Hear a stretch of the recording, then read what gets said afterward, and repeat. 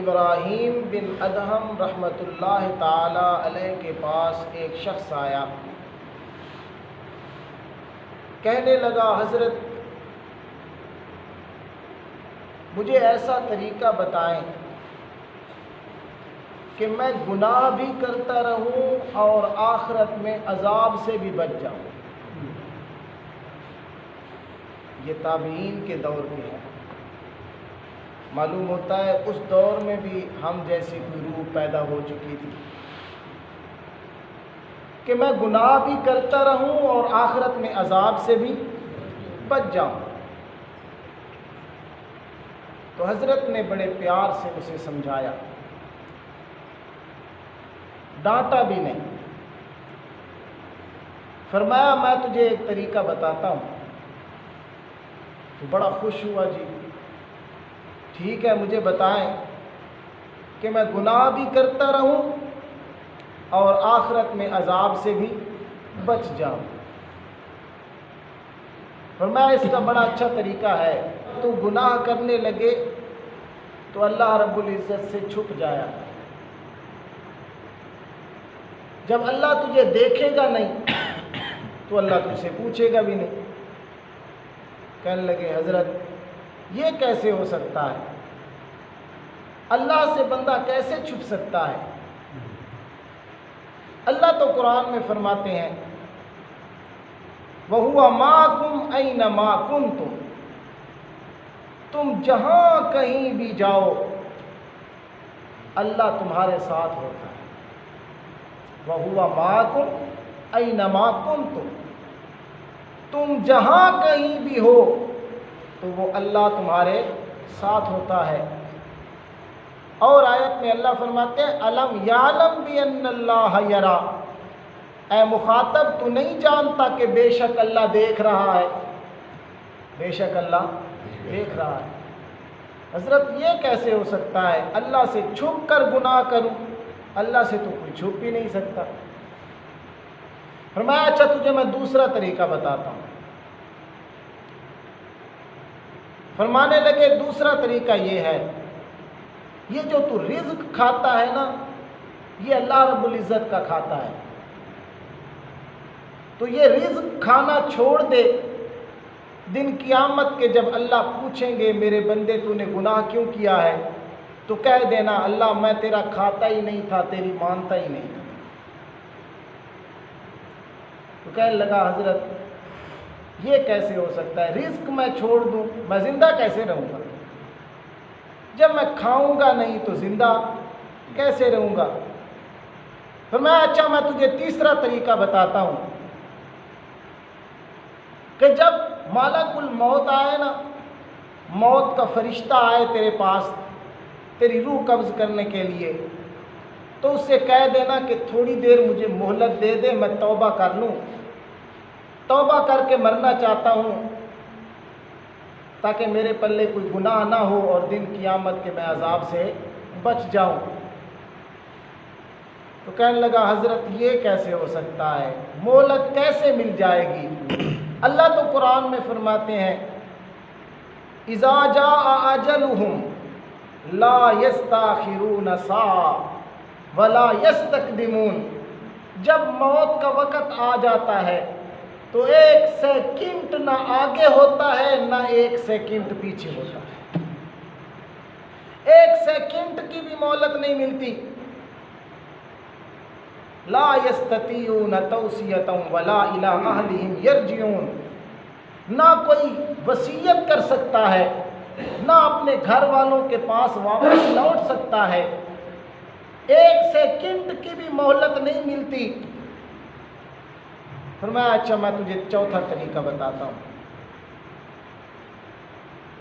زمین و آسمان یہ اللہ رب العزت کی ملکیت میں ہے، رب کی ملک ہے۔ جب تیرا جی چاہے نا گناہ کرنے کو تو زمین و آسمان سے نکل گیا کر اور گناہ کر لیا کر۔ کہنے لگا حضرت زمین و آسمان سے کوئی کیسے نکل سکتا ہے؟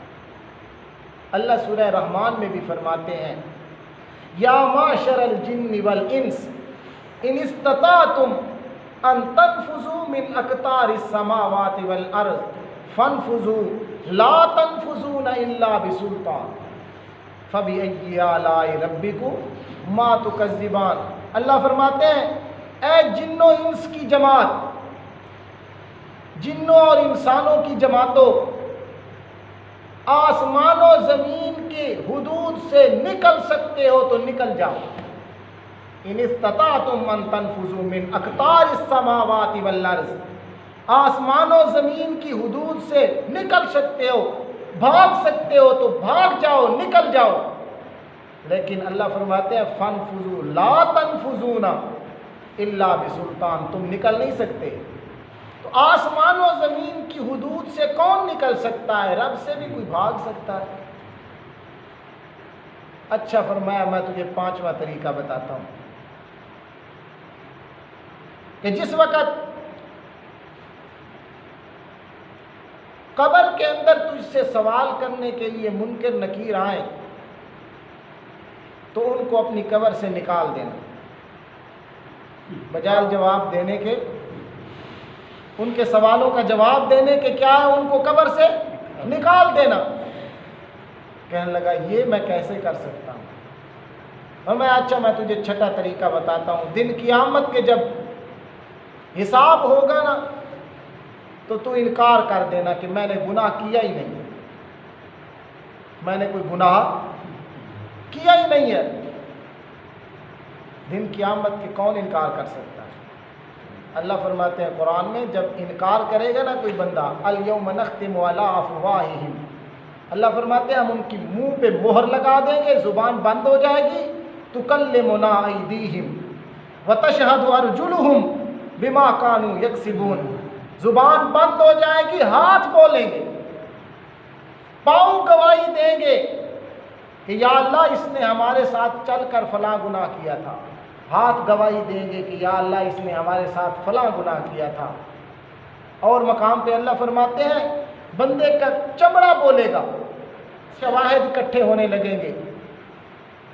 अगर कोई मुनकर भी होगा ना, एक जगह अल्लाह फरमाते हैं वो वुज़िअल किताब फ़तरल मुजरिमीन मुशफ़िकीन मिम्मा फ़ीहि व यक़ूलून या वैलतना मा लिहाज़ल किताब ला युग़ादिरु सग़ीरा वला कबीरतन इल्ला आसाहा व वजदू मा अमिलू हाज़िरा। दिन क़यामत के वो पाएंगे जो कुछ उन्होंने अमल किया, हाज़िरा, बिल्कुल हाजिर।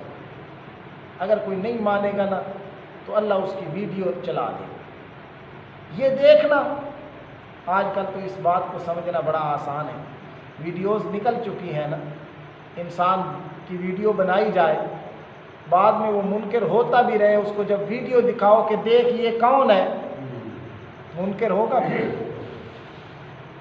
दिन क़यामत के जब वीडियो उसकी चलेगी ना कि देख ये तू है, फलां कब्र को सिजदा कर रहा है, ज़रा देखना ये तू है कि कोई और है, फलां मुकाला मल रहा है ये तू है कि कोई और है, देख ज़रा ये कौन काम कर रहा है।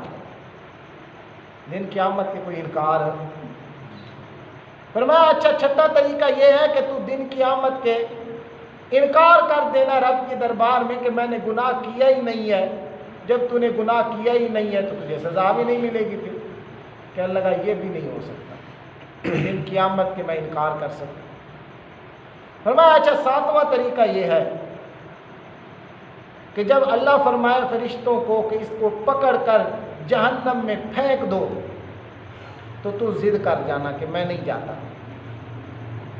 कहने लगा ये कैसे कर सकूँगा, फरिश्ते हों पकड़ने वाले, हुक्म हो अल्लाह का है, तो ये ज़िद कर जाए कि मैं नहीं जाता है, ये भी नहीं हो सकता। फरमाया जब ये 7 काम तू नहीं कर सकता तो फिर वो एक काम ही छोड़ दे गुनाह वाला, जिससे तू पकड़ा जाए और तुझे छुड़ाने वाला भी कोई ना हो। तो तुझे चाहिए कि फिर अल्लाह की नाफरमानी ना कर। इन गुनाहों की लज्जत उठाने से बेहतर ये है कि रब की फर्मा बरदारी करके अल्लाह के नेक बंदों में शामिल हो जा। तो कैसे प्यारे अंदाज से इब्राहीम बिन अदम रहमतुल्लाह ताला अलैह ने नसीहत की। انسان کے جسم کو لذت محسوس ہوتی ہے، اسی طرح ایک انسان کا روح ہے، اس کو بھی لذت کی ضرورت ہوتی ہے۔ انسان کے جسم کو جس طرح غذا کی ضرورت ہوتی ہے، اسی طرح انسان کے اندر جو روح ہے، اس روح کو بھی غذا کی کیا ہوتی ہے؟ ضرورت ہوتی ہے۔ انسان کا جسم جس طرح بیمار ہو جائے تو اس کی علاج کی ضرورت ہوتی ہے، اسی طرح انسان کا روح اگر بیمار ہو جائے تو اس کے بھی علاج کی ضرورت ہوتی ہے۔ جسم بیمار ہو، بسا اوقات پانی بھی کڑوا لگتا ہے کہ نہیں؟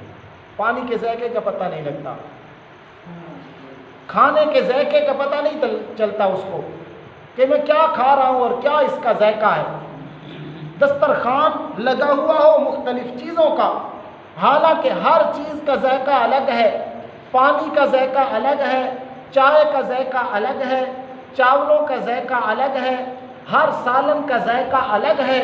دسترخوان پہ مختلف کھانے پڑے ہوں تو انسان صحت مند، جو جسمانی لحاظ سے صحت مند ہے، تو جب وہ دسترخوان سے کوئی چیز کھائے گا تو ہر چیز کا اسے ذائقہ محسوس ہوگا اور اسے لذت محسوس ہوگی۔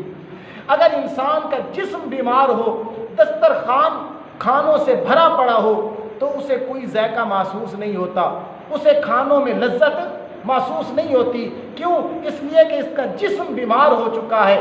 بیمار جسم کو اب ان کھانوں کی لذت کا پتہ ہی نہیں چلتا، مزہ ہی نہیں آتا، حالانکہ وہی کھانے جب تندرست تھا، کھاتا تھا تو لذت ملتی تھی، مگر اب نہیں مل رہی۔ اسی طرح جب انسان روحانی طور پہ بیمار ہو جاتا ہے، اندر سے بیمار ہو جاتا ہے، اللہ نے اپنی ہر عبادت میں لذت رکھی ہے، ہر عبادت میں مزہ رکھا ہے۔ اللہ کے نام لینے میں بھی ایک الگ مزہ ہے، اللہ کی نماز پڑھنے میں بھی ایک الگ مزہ ہے، روزے والی عبادت کا الگ ذائقہ ہے۔ اسی طرح جتنی بھی عبادات ہیں، تلاوت قرآن ہے تو اس کا الگ مزہ ہے۔ ہر عبادت میں اللہ نے ایک ذائقہ رکھا ہے، ایک لذت رکھی ہے، ایک مٹھاس رکھی ہے، ایک شیرینی رکھی ہے، جس کو مومن بندہ محسوس کرتا رہتا ہے۔ جس کا دل ٹھیک ہو، جس کی روح ٹھیک ہو، روح بیمار نہ ہو، تو اسے ہر عبادت کی لذت محسوس ہوتی ہے، ہر عبادت کا ذائقہ محسوس ہوتا ہے۔ اور جس طرح انسان کا جسم بیمار ہو تو کوئی لذت اسے نہیں آتی، کوئی مزہ اسے نہیں آتا، کوئی ذائقہ اسے پتہ نہیں چلتا، اسی طرح روح بھی بیمار ہو جائے تو اسے کسی عبادت کا مزہ ہی نہیں آتا۔ آج کل اس بات کی بہت کمی ہے ہماری، روحانی طور پہ ہم اتنے بیمار ہو چکے ہیں کہ ہمیں نماز والی عبادت اور اس میں جو مزہ ہے، اس میں جو لذت ہے، اس کا ہمیں کوئی محسوس ہی نہیں ہوتا ذائقہ۔ اللہ کے نام لینے میں جتنا مزہ ہے وہ مزہ بھی ہمیں محسوس نہیں ہوتا، حالانکہ اللہ کے نام لینے میں، اللہ کے ذکر کے اندر جو لذت ہے وہ تخت و شاہی پہ بھی لذت نصیب نہیں ہوتی جو رب کے نام لینے میں بندے کو لذت نصیب ہوتی۔ تو ہمیں وہ مزہ نہیں آ رہا، معلوم ہوتا ہے روحانی طور پہ ہم بیمار ہو چکے ہیں کہ ہمیں ان عبادتوں کا مزہ نہیں آتا، ان کی لذت محسوس نہیں ہوتی، ایمان کی وہ حلاوت محسوس نہیں ہوتی۔ تو جس طرح جسم کا ہم علاج کراتے ہیں نا کہ ہمیں ہر کھانا اچھا لگے اور اس کی لذت آئے، اسی طرح ہمیں روح کا علاج کرانا چاہیے تاکہ ہمیں ہر عبادت میں لذت آئے، بجائے اس حرام کام میں ہم لذت محسوس کرنے کے نیکی کے اندر لذت محسوس کریں تاکہ اللہ کے فرمانبردار بندوں میں شامل ہوں۔ گناہوں میں بھی تو لذت ایک ہوتی ہے اور وہ حرام کی لذت ہے۔ اللہ نے حلال کی لذتیں بنائی، ان حلال کے اندر ہم پڑھیں، اللہ کی فرمانبرداریوں اور اللہ کے احکامات کے مطابق عمل کریں تاکہ حرام کی لذتوں سے ہم بچ جائیں اور ان سے ہمیں نفرت ہو جائے اور حلال کی لذتیں ہمیں نصیب ہو جائیں۔ تو دعا ہے اللہ ہم سب کو نیکی کرنے کی توفیق